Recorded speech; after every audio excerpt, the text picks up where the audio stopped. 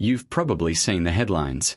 New Utes teased, spied, previewed, and hyped up across every corner of the internet right now. 6, 7, sometimes 10 different names get thrown around in the same breath, as if they're all landing on dealer floors next month. But here's the thing almost nobody actually breaks down for you. Most of what's labeled coming to Australia right now doesn't have a confirmed price, a confirmed date, or in some cases even a confirmed final specification. Some of these utes are locked in, dated by the manufacturer, and landing within months. Others are still rumors dressed up in press release language, built on overseas spec sheets and translated loosely into an Australian context. If you're sitting on a decision right now, holding off on a purchase because you think something better is just around the corner, you need to know which of these 6 is a genuine near-term reality, and which one is still just a name on a slide deck. So we are going through all 6 in order, from the shakiest bet on this list to the one that's closest to actually changing the game for ute buyers in this country.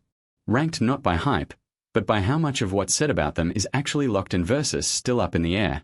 Before we get into the list, it's worth understanding why the ute market suddenly looks like this. For about 2 decades, this segment barely moved. Diesel dual cabs, roughly the same formula, the same handful of brands trading places at the top of the sales charts. Then one car changed the calculus for everyone. The BYD Shark 6 landed as Australia's first mainstream plug-in hybrid dual cab, and it didn't just sell, it moved close to 20,000 units in its first year on sale, becoming the country's best-selling PHEV ute almost immediately. That number is the reason this list exists. Every legacy brand and every new Chinese entrant watched a vehicle nobody was building a year earlier suddenly outsell established nameplates, and they've spent the time since scrambling to respond.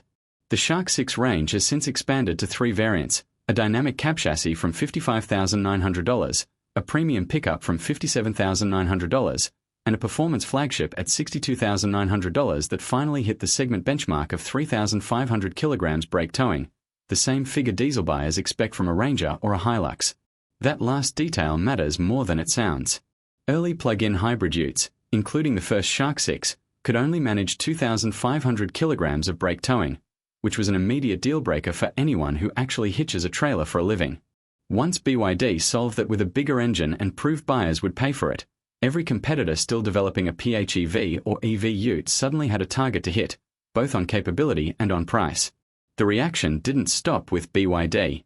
GWM followed with the Canon Alpha PHEV, matching that 3,500 kilogram tow figure from launch and briefly undercutting the Shark 6 on drive-away pricing during promotional periods, with ABN holder deals pushing the entry Lux variant as low as the low $60,000 range. Then Ford entered from the opposite direction entirely. The Ranger PHEV launched from $71,990 before on-road costs, rising to $86,990 for the flagship Stormtrack, a significant premium over both Chinese rivals. Ford's bet was that buyers would pay more for a familiar badge, proven off-road hardware, and a 973 kilogram payload, the highest of any PHEV ute on sale. Whether that bet pays off is still playing out in the sales charts, but it proves the same point from a different angle. Nobody in this segment is pricing or specifying a new ute in isolation anymore. Every decision, diesel or electric, cheap or premium, is being made with the other 4 or 5 plug-in hybrid utes on the market sitting directly in the rearview mirror. That's the backdrop for everything on this list. You're not just watching 6 unrelated new utes get developed in isolation, you're watching an entire industry react to one vehicle that broke the mold. Keep that context in mind as we go through each one, because you'll notice almost every single entry gets measured against the same 3,500 kilogram tow rating and the same rough price bracket that the Shark 6 established. Nissan Frontier Prof F. Let's start with the one furthest from reality right now. Nissan's plug-in hybrid ute has been floated for an Australian arrival in 2027, positioned to take on the wave of electrified dual cabs that have already started landing here. What's actually confirmed is genuinely limited. Nissan has signaled that a PHEV Frontier variant exists and is in development for right-hand drive markets, which on its own tells you the vehicle is real and engineering work is underway somewhere in the pipeline. But local pricing hasn't been set, Nissan Australia hasn't locked in a firm on-sale date, and a lot of what circulates online about this vehicle, battery size, electric-only range, local towing figures, is stitched together from overseas spec sheets for markets that don't necessarily match what eventually turns up here. Think of it like watching a house being framed from the street. You can see the shape of the build, you know a house is coming, but you've got no idea what the kitchen looks like, what the final price tag will be, or whether the move-in date holds. Why this matters to you as a buyer is straightforward. If you tow regularly for work, or you're specifically chasing a genuine diesel alternative workhorse rather than a lifestyle EV, a 2027 timeline isn't a wait a few months proposition. It's a wait well over a year, possibly longer proposition. And that's assuming the date holds at all. Compare that to where the Shark 6 already sits, on sale now, in 3 variants, at a confirmed price and a confirmed 3,500 kilogram tow rating on the performance model. Nissan isn't just late to this race, it's starting from a position where the benchmark competitor has already had a full year to build market share, dealer familiarity, and word of mouth among tradies. Confidence on this one sits low. Vehicle programs sitting this far out from launch get delayed, reworked, or quietly dropped from right-hand drive conversion plans more often than they arrive exactly on schedule, and Nissan hasn't exactly built a recent track record in Australia of rushing new product to market ahead of expectations. What remains genuinely open until Nissan says otherwise is basically the entire commercial picture: pricing, exact battery specification, real-world electric range, and whether the 2027 window holds up as more detail emerges over the next 12 months. KGM Muso Z121. Next up, a step more real, but still built on a foundation that's only partly locked in. The next generation Muso, internally codenamed Z121, is set to move onto an entirely new ladder frame platform, specifically addressing the safety compliance and refinement complaints that dogged the outgoing model in the Australia market. That platform shift itself is confirmed. It's not a rumor. It's the manufacturer's own stated direction for the next generation. What isn't confirmed is pricing, final model grade structure, or a firm local launch window. On the engine side, the expectation is a continuation of the turbo diesel format, tuned for improved performance and torque delivery over the outgoing unit, with some reporting pointing towards a hybrid variant potentially joining the range later in the vehicle's lifecycle. That hybrid piece specifically should be treated as unconfirmed rumor rather than locked product plan. It's the kind of detail that gets floated early and sometimes never eventuates in the exact form first reported.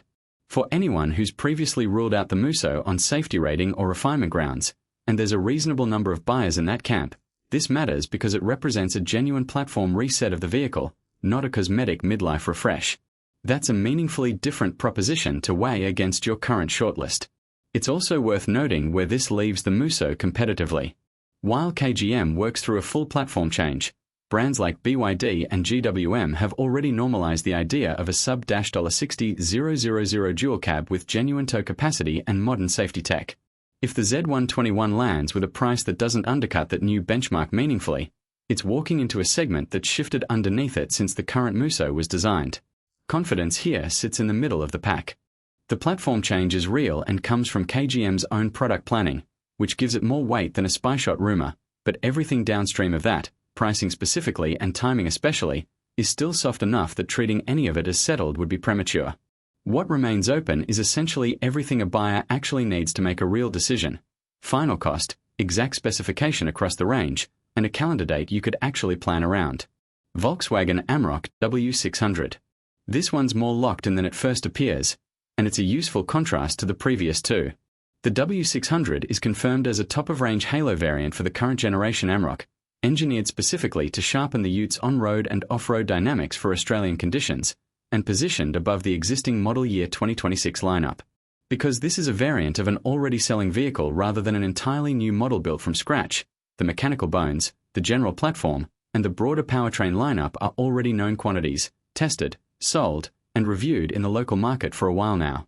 That's precisely why this sits well above the previous two entries in terms of genuine certainty. It's a known car wearing a sharper badge, not an unknown car wearing a familiar name. What's still open is the fine detail, final pricing for the W600 specifically, since halo variants typically command a real premium over the standard range topper, and the precise output figures once Australian-specific tuning is locked in and confirmed by Volkswagen Australia. It's worth putting this into context against where the segment's ceiling currently sits. A vehicle like this, positioned as a performance-focused flagship, is playing in different territory to the value-driven PHEV Utes dominating headlines right now. It's less a direct answer to the Shark 6 and more a statement that Volkswagen still wants the Amarok to be the driver's choice in the segment, even as most of the market conversation shifts toward electrification and price. For buyers who already like the Amarok as a package but want something noticeably sharper without waiting for an entirely new model generation, this is arguably the most realistic near-term option anywhere on this list. Confidence sits moderate to high. The vehicle exists, it's been positioned and confirmed by Volkswagen Australia itself as sitting at the top of the MY26 range, and what's genuinely left outstanding is really just the number printed on the price tag and the final spec sheet once local tuning wraps up. Isuzu D-Max EV. Moving further up the confidence scale, Isuzu Utes Australia has officially confirmed that D-Max EV is coming, which already puts it ahead of most of this list simply on the strength of that confirmation. Specification-wise, the numbers are largely locked in from overseas markets where the vehicle is already rolling out. A dual motor, full-time four-wheel drive setup producing 140 kilowatts and 325 newton meters, a 66.9 kilowatt-hour battery, roughly 263 kilometers of WLTP range, 1,010 kilograms of payload, and a 3,500 kilogram braked tow rating. That last pair of figures matches the existing diesel D-Max on raw capability, which is the headline detail for anyone who actually uses a ute for work rather than lifestyle driving. What's not confirmed is the local on-sale date or Australian pricing, with UK deliveries beginning earlier in 2026 typically running ahead of the Australian rollout timeline for Isuzu Ute as a brand. For tradies specifically, matching the diesel model's payload and towing capacity is genuinely impressive on paper. It means you're not sacrificing work capability to go electric. But the honest catch sitting right underneath that headline is the range figure. 263 kilometers WLTP is measured under ideal and laden conditions, and that number will shrink meaningfully once you load a full tray, hitch up a trailer, or start covering the kind of interstate or regional distances a lot of ute owners in this country actually drive. It's the classic EV trade-off, strong on-paper capability figures paired with a real-world range number that needs a mental discount applied before you factor it into your daily reality. This is also where the D-Max EV separates itself philosophically from almost everything else on this list. Every PHEV entry, the Shark 6, the Chery, the JAC, still carries a petrol or diesel engine as a backup, meaning range anxiety is largely a non-issue.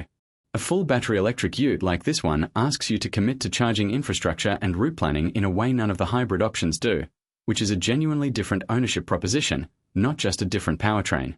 Confidence is high on the vehicle itself actually arriving, and low to moderate specifically on timing. What's still genuinely open is Australian pricing and the exact quarter it lands on dealer floors. JAC Hunter PHEV. JAC's plug-in hybrid Hunter is set to arrive in the middle of 2026, with JAC itself flagging a launch price under $50,000, an aggressive figure if it actually holds through to final on-road pricing.